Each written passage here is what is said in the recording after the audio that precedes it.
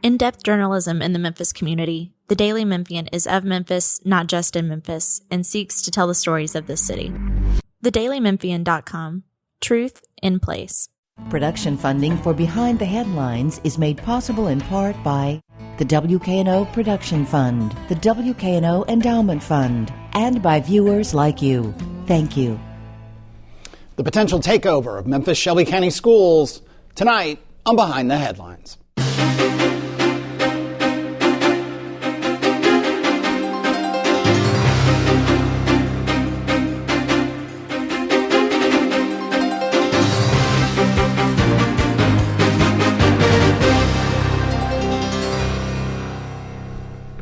I'm Eric Barnes with the Daily Memphian. Thanks for joining us. I am joined tonight by two members of the Memphis Shelby County School Board. Natalie McKinney is board chair. Thanks for being back here. Thank you. Michelle McKissick is a board member and a former board chair. Thank you for being here again. Thank you. Along with Laura Testino, reporter with the Daily Memphian. We had, I'll say, but you all I think maybe saw it or at least read about it, and I'll just say to everyone, we had Senator Brent Taylor and State Senator and State House member Mark White on the show a couple weeks ago talking about a number of things, but a lot of time spent on the effort that they are leading at the legislature to do a takeover of the school system and put a essentially advisory board, and we can talk about more details about that. You can read about that in the Daily Memphian. You can also see the full video at WKNO.org, YouTube, or on the Daily Memphian. But I want to give you all a chance to respond to some of those things, and we can talk through some of those things. One of the issues they are really leaning hard on and trying to push this bill through the session. They couldn't get it done last year. They had to reconcile some bills. We can get in those weeds or not. But is an audit that was approved, a $6 million audit by an outside firm of Memphis Shelby County Schools. They, when they were on the show, had recently, and other Republican leadership had gotten a behind the closed doors update on that audit. And there were varying takes on it. Brent Taylor said it was things we couldn't possibly believe, but had really no details. Mark White was a bit more restrained, which isn't necessarily all that hard in that situation, about there were problems that he wanted to see explored. I'll read from Bo Watson, who is a Hickson Republican and chair of the Senate Finance Committee, very senior person up at the state legislature. He said after the briefing some weeks ago, there are certainly indications that there's been really poor records management at a minimum, and the potential for waste, fraud, and abuse is extensive. What do you all know about the audit? What have you been provided in terms of this interim? It's not even an interim report. It's not going to be done for many, many months. What do you know is in that audit? And a simple answer, I don't know. We have not seen anything. We haven't had any sort of preliminary reports on it, only what we've heard through the media. And so I'm looking forward to seeing what they've seen so far. What we do know is it's more of process issues about going through the documentation and those sort of things, but nothing that they can say any findings. There are no findings yet because there is no report. Are you happy this audit is happening? I think it's important. When you have a school district of this size, it's a very large school district, the largest in the state of Tennessee, it's always good to take a look at what can be done better. And a lot of transitions happened over the years. People don't realize we're still dealing with the aftermath of the demerger of all the school districts. And so dealing with all of that and still coming out from under it, I think it's good to take a look at saying, what can we do better? Okay, let me say, before I go back to you, Natalie, and then get Laura in, there's, give or take, just based on the website, 200 schools in Memphis Shelby County Schools. It's 106,000 students, about 14,000 employees, a little under half are teachers. It's a $1.9 billion budget. Mm-hmm. So it's a huge enterprise. It's had, what's the number now? 4 superintendents in 5 years or something like that, with some interims and so on. We'll get to that as well.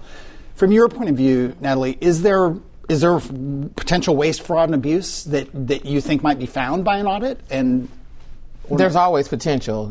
I think you just gave the stats. We're basically a $2 billion entity. We've got 14,000 employees, and sometimes some I's don't get dotted and T's get crossed. So I don't know that it rises to the level of fraud, or waste or abuse. But I do know that we've always said that we were open to this audit.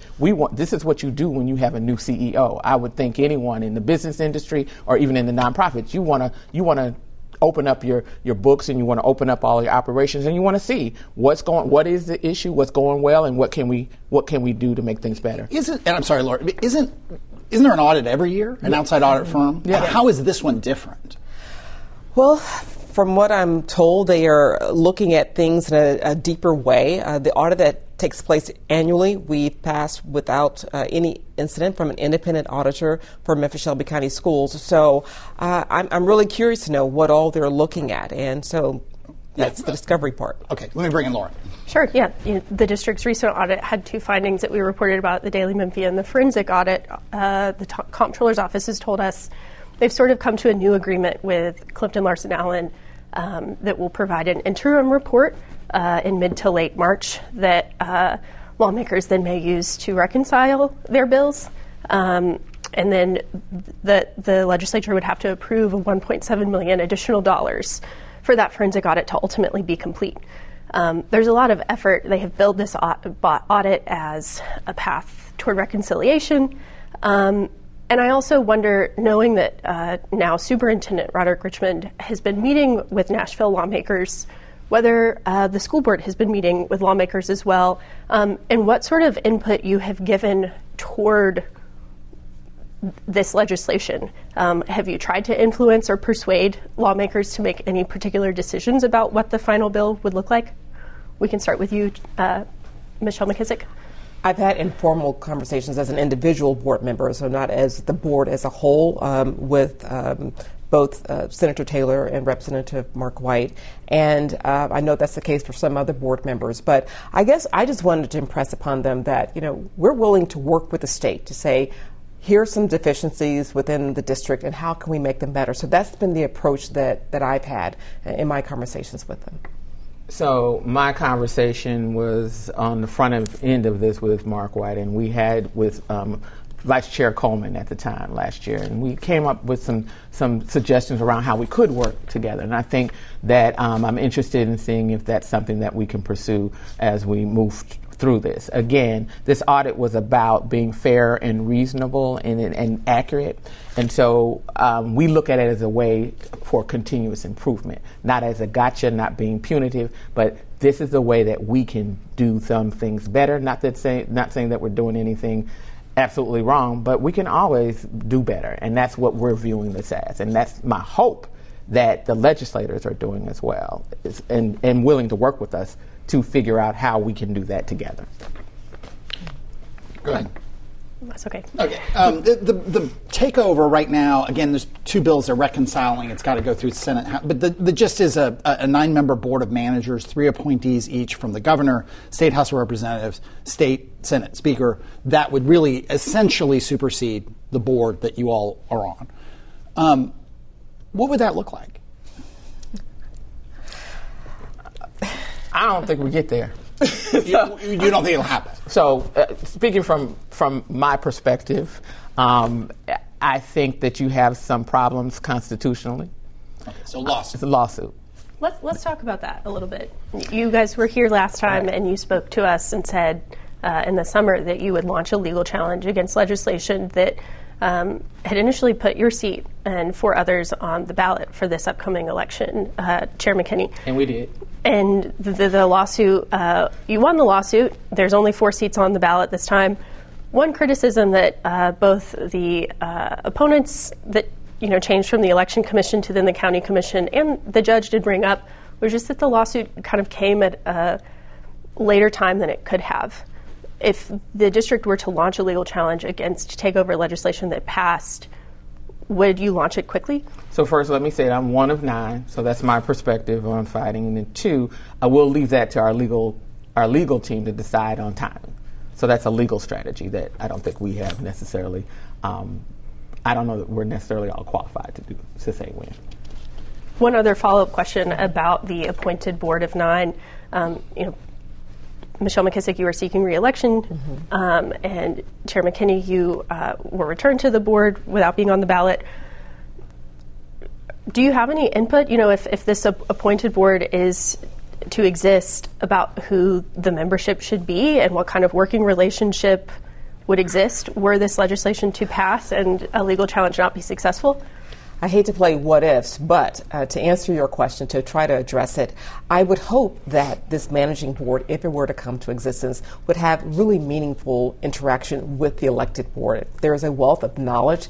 You just don't jump into this position and say, okay, I know what's going on. I mean, I've served on this board for 8 years, and just has been amazing just what I've learned along the way, but what I also brought to the table. And so I think, if anything, we could certainly be beneficial in working together to help them do whatever they're supposed to do better, because we're connected with the community in a way that we've been elected, and so people chose us for that role, and to help guide them along the way. But that's a big what if, but I wanted to address your question. Sure. The arguments for right now, the audit has kind of taken center stage in terms of clearly Mark White and Brent Taylor pushing to get this bill across the finish line. But the impetus in the past is there have been some really low-performing schools, right? I mean, in 23-24, which is the numbers I pulled from the site, and these are the state letter grades that they give schools, there were 77 or so schools that were D or F schools. That includes charter schools and ones run by you all in the Memphis-Shelby County school system. I mean, is there an argument that I've heard from other people? There's a lot of politics, when you're talking to the legislature and so on, but I've heard from other people like, we've been talking about the school system forever. We've had these failing schools. We need to try something different. Is that a fair argument? Well, perhaps part of it is, but another part of that equation is that also the district has been severely underfunded by the state. That's something that needs to be a part of the equation as well, too. But I'll let Chair McKinney address this, but the school district has seen significant improvement from the schools that came off those D and F ratings to B and C or higher, and so there's been growth and improvement over that period. So I appreciate that. I'm glad you looked at that, because I looked at it the other way. Yeah. We have 120 plus schools that are range from A to C. Yeah. So let's look at the glass half full, and actually more than half full. Yeah. In terms of our schools. So our schools are actually, overall majority of our schools are actually performing from A to C level. We are putting, I think our administration under Dr. Richmond, he's looking very deeply at how to move those other schools off of the D and F list. So I think we need to pay attention to the trend line, because it's actually getting more of our schools are going into the A, B, and C range. Yeah, and I'm glad you brought that up, because I would, we're looking at the 2020 school year 23-24 grades. There were 57 schools in A and B. I mean, you said A and C. I think that probably a lot of people in Memphis don't know that and don't have that perception. Right. Is that because of the media? Is that because of all the turmoil? I mean, you talked about the merger, demerger. Is that because of politics, of people pointing to the low-performing schools, which no one wants? I don't hear you guys defending lower-performing schools. Why is that perception? I bet most people in Memphis wouldn't think there are 57 schools, whatever the number is in the most recent year, in that A and B, graded by the state and graded against schools across the state. I think as a district, we definitely need to do a better PR campaign and letting people know outside the MSCS community that the schools are doing and students are doing better than the perception that is out there. I think it's contributing to a lot of factors that we won't go into detail here, but I think that's part of it. But also, it's so nuanced, because you'll have a school, say where my kids went to school, Downtown Elementary, I think it was last ranked at C level. Well, you have students who are coming from so many different socioeconomic levels coming into that school, and that impacts the overall score. You have some extremely high-performing students, and then you have those who are really struggling. And so if you look at the smaller numbers, you'll see where that impact is taking place. So it's hard to, I hate to give it one broad brush of saying, here's the letter for that school, when there's so much beneath that. Yeah. You want to add, and then I'll go to Laura. Yeah, I think you also need to recognize that the board, along with the superintendent, we're doing a much better job during our board meeting. So I actually, of communicating that information of where we are and what we're doing and how we're planning on addressing these things. I think the board is doing a great job of holding the administration accountable to what they want to see with the scorecard, and that's going to be very public and transparent on the website. So yes, we could do a better job, as Board Member McKissick has said, and I think we're moving towards that. 10 minutes left here. Laura. On Tuesday, you guys voted to close 5 schools, which is the first step of potentially 15 closures over the next 3 years if the district continues to follow a long-term facilities plan that this board also recently approved. About $6 million in annual cost savings, about $27 million over 10 years taken off of estimated deferred maintenance by not having these buildings on the books. But one of the reasons that you all in the administration has said this is happening is to improve academic outcomes, improve learning experiences for students. I wonder how you are planning to direct the administration, or what you want to hear from the administration, to see if that is true. See if the students who are going to these new merged schools do begin to experience improved academic experiences, do have additional programming that they are offered. Yeah. Like I've said, and we've been doing this for the past, I guess, since September or so.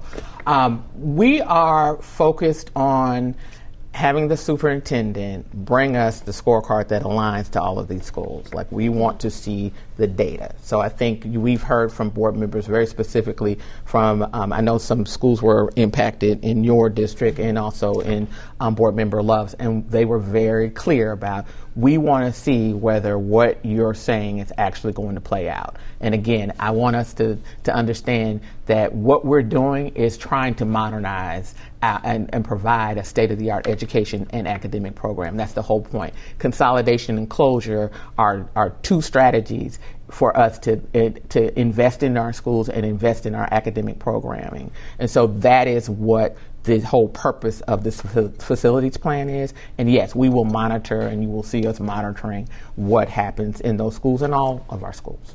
I guess to be a little bit more specific about that question, we can talk about I.W. Wells, for example. I.W. Wells is not a school that anyone is zoned to, so you're not necessarily going to see all of those students end up in the exact same place now that the school is closed. So in addition to monitoring individual school performances, do you anticipate that the district should take any additional steps to monitor the specific students who will be leaving these closed schools? I think the district needs to look at the district as a whole, at all schools and all students, and monitoring that, because if you are focusing on the district as a whole, that's going to impact every individual student. And that's something that I know that I'm laser focused on. I mean, it was just so difficult to say as a board, I.W. Wells needed to be closed, but it just wasn't fiscally responsible for us to keep that school open. And that's the tough conversations we're going to be having for years to come as we work through this master facilities plan. Those 5 that were closing, apologies if I'm repeating something Laura said, but I think you guys were looking at 15 schools total over 3 years. Is that the number I pulled? From the long-term facilities plan. From the long-term plan. Yep. I mean, the next 10, the decisions on those will be made when? That'll be brought to us according to the plan, and that and so that, I think, will be up to the superintendent how he rolls that out in conjunction. And we have committed to working with our facilities ad hoc committee, thinking about how we engage community, thinking about how we then fund and finance some of this modernization that we're trying to do, and may result in renovations, it may result in repurposing, it may result in maybe even a new school build. So we'll see. Yeah. If 15 schools total would represent, I think, about 10% of the overall facilities. I think I'm quoting Laura correctly. I'm looking at her. Hopefully I didn't get it wrong. With That's right. 7 minutes left here, vouchers have been a big priority of Governor Lee, and to some degree, certainly the Republican-dominated legislature has passed that. There's a proposal to add, as many as tens of thousands more. It's not real clear how many might get approved, but it seems like a certain amount are going to get approved, an expansion of vouchers. What sort of impact have vouchers that allow, parents of MSCS children to take their kids out of the school and go to private schools? It's so interesting that you should ask that, because we were just at a Tennessee School Board Association meeting, and they were stating that at this point, the majority of the students that are being impacted with these vouchers are already in private schools. So they're not exactly attracting students from MSCS. And my biggest concern with the vouchers is, of course, public dollars going into private schools, but also the lack of parity in terms of, if you're receiving these public dollars now, private schools need to be held to the same level of accountability as public schools. Yeah. Does the money, so if the money for the voucher is $9,000, $10,000? I should have written this down. It's about $9,200 for students who are not part of certain income eligibility, but for students who are not, it's about $7,200. So the students that you were just speaking about have about $7,200. So if that student was not in MSCS, the school system doesn't lose any dollars. No. It's all, but because if a student in MSCS leaves, they take their money with them, and you guys are down $7,000 to $9,000. Is that correct or no? The question becomes: is this a sustainable model across the state for those who choose to stay in public school system? Yeah. Because I don't know where that money's coming from. So does that mean that it is potentially pulling from students who choose to stay in the public school system? I'm not sure. I don't know the formula, and I haven't seen the math. Yeah. Lee's proposal was to add $155 million to the voucher program. Now, I don't know that the legislature has the appetite to fund that full, but he's pushing hard for it, and they have pretty dramatically expanded it. Well, what would you say if that same $150 million went back into public schools across the state of Tennessee? It would have an impact. It would have a positive impact. How would you spend that money? As one board member, and then I'll go to you. First of all, infrastructure. Our schools are so old, especially in my district, District 1 that I represent, Central High School, Idlewild Elementary, Peabody. They're all extraordinarily beautifully old schools that need so much love. And I'm putting you on the spot. How would you spend that $150? Probably the same way, but I'd also figure out how do we do a sustainable model of recruiting and retaining teachers, particularly around paying them. That's one of our biggest issues. We don't have enough money to do that. So that kind of revenue could allow us that.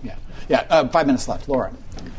One of the ESA program, the program that has existed specifically for Memphis Shelby County public school students to use vouchers, it's about 2,500 students in Memphis that have left MSCS or the ASD to go to private schools. But that is not all of the enrollment that could have happened in that program. That program has been under-enrolled, and the remaining funds in recent years have gone back to public school districts to improve the lowest performing schools. I wanted to talk about the lowest performing schools because the district, in its closure plan, closed 2 former Achievement School District schools in Fraser Corning, which was already a merge of 2 of those schools, and Georgian Hills. But the district is also going to keep open the last 2 schools in the ASD this upcoming year, Hillcrest High School and Kirby Middle School. As I have covered this, it's been a kind of chaotic unwinding of this state takeover district, and there was no clear path for any one school. But all of these students are still, unless they are some of those who have taken the vouchers, part of Memphis Shelby County schools. What is going to be different about the way that MSCS works with its lowest performing schools going forward? What is the standard that you want to set for the administration about how to improve those schools' experiences? I feel like we have been here and done that before. So our turnaround model, the iZone, was highly successful. And we actually have the architect of that model leading our school district right now. So I have complete confidence that Dr. Richmond and his team are thinking very, very critically and very deeply about how they make sure those 2 schools begin to see the same level of increased performance as we have seen in some of the other turnaround models that we have here.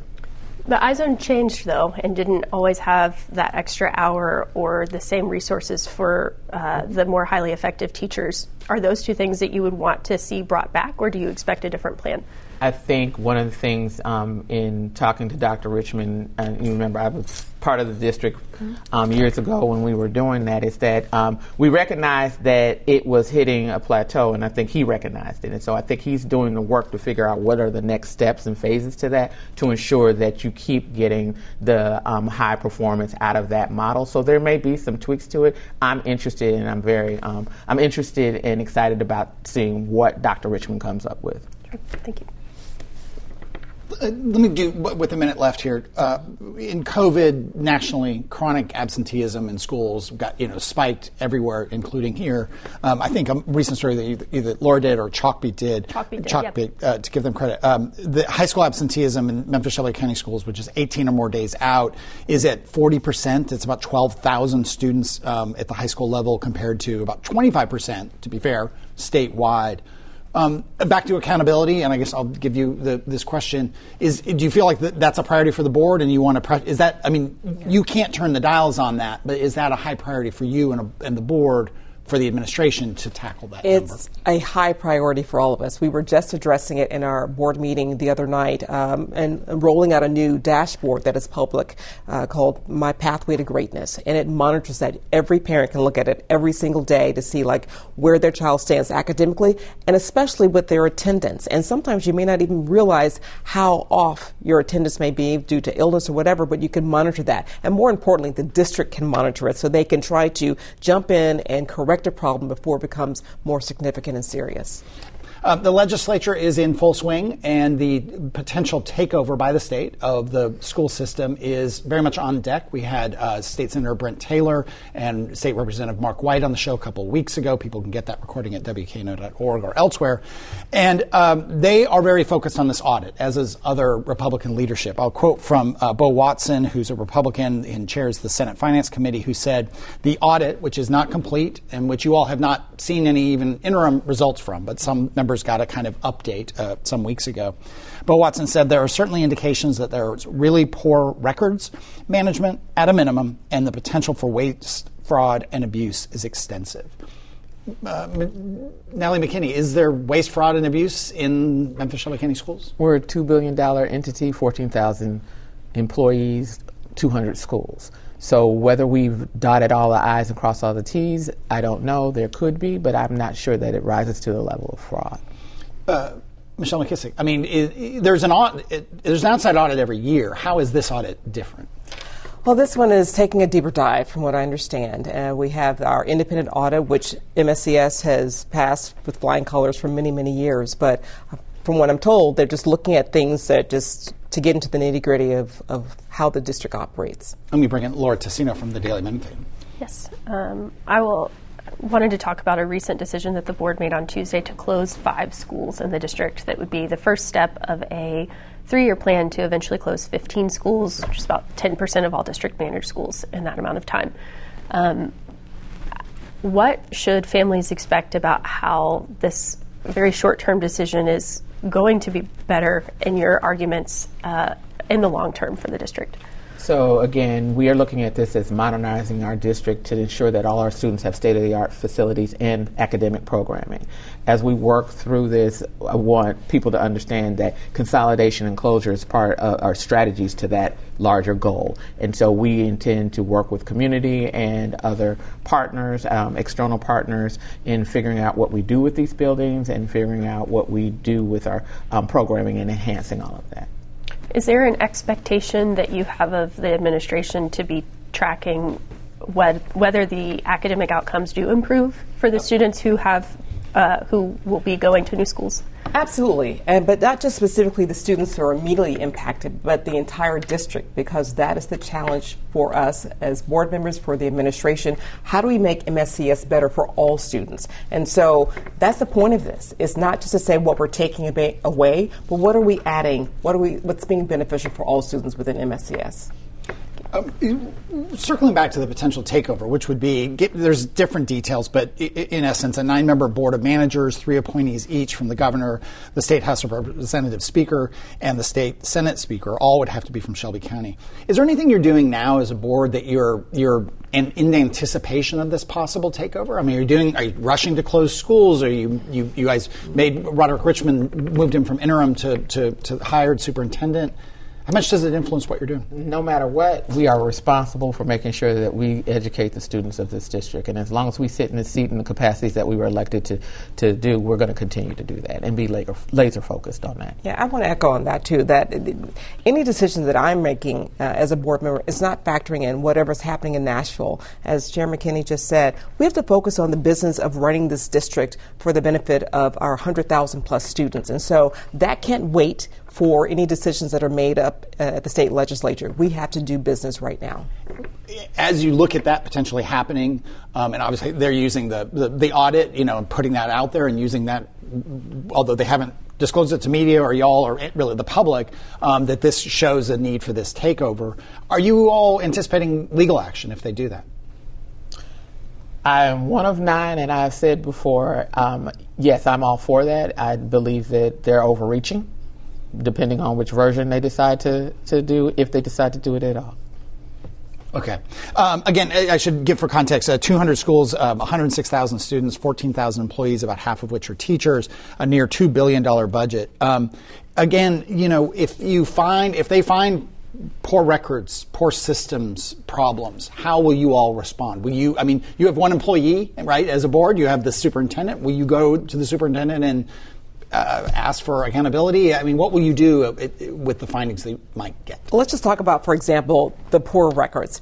The system that the district is using right now is the exact same system that the legacy Shelby County schools before the merger is what they used. And so when you're talking about how am I going to divert $150 million, are you going to focus on just updating some records or putting that money directly into impacting students and teachers in the classroom? Any last thoughts on what you might do differently? I think one of the things we need to do is to think about updating those systems. We know that it's an antiquated system, and we acknowledge that up front. We're out of time. I didn't give you the last word here, Natalie, but we will have you both back. We appreciate both of you being here, and we will be covering, and thank you, Laura and others, will be covering the moves at the state legislature about this potential takeover, and then, again, possible legal outcomes. We did have, if you came late, we did have Brent Taylor and Mark White from the state legislature on the show a couple weeks ago. You can get that show, as well as past shows of the Chief Public Defender, Steve Mueller, the DA. All that is at WKNO.org, the Daily Memphian, or YouTube, where you can download the full podcast of the show wherever you get your podcasts. We'll see you next week.